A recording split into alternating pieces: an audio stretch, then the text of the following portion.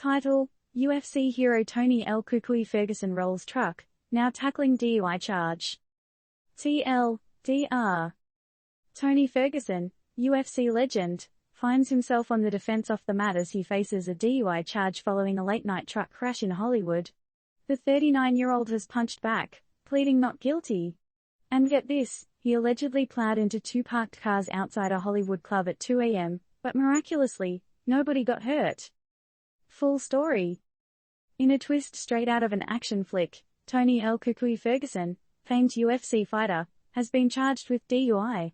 But he's not down for the count just yet, as he's already dodged and weaved into a not guilty plea. Now, we're all for a good comeback story, but rolling your truck and dodging a DUI charge? That's one heck of a subplot. You've heard of a fighter being put on the ropes, but Ferguson was put on his wheels in this alarming incident. Our 39-year-old mixed martial artist allegedly found himself crashing his truck into two, count 'em, two, parked cars just outside a Hollywood club, right before 2 a.m. The scene was as chaotic as a UFC cage after a 5-round brawl, with his truck ending up on its side. And here's the wild part, folks, despite the vehicular gymnastics, nobody was injured.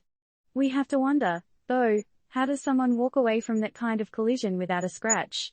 Could this be some of that UFC invincibility seeping into real life? Now, Tony allegedly refused to take a field sobriety test at the time. We've all seen him dodge punches in the ring, but can he bob and weave around law enforcement in the courtroom? It's shaping up to be the next big showdown.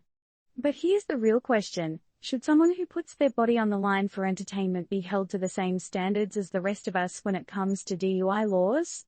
Or do these athletes, who are often idolized for their strength and resilience, deserve some slack? Remember, folks, at Turned Up News, we're all about asking the tough questions, not giving advice. This isn't about picking sides, it's about starting a conversation. So, we want to know what you think. Does a professional athlete's high-stress lifestyle warrant a different set of rules? Or should they be held to the same standards as the rest of us? Disclaimer: this article does not provide legal or professional advice. The information presented is based on the referenced news story, and the opinions expressed do not represent those of Turned Up News. And for the final round of this saga, we want to hear your thoughts.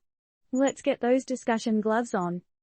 Do you think celebrities and athletes should be held accountable to the same legal standards as the rest of us, or do their unique pressures and lifestyle call for a different approach?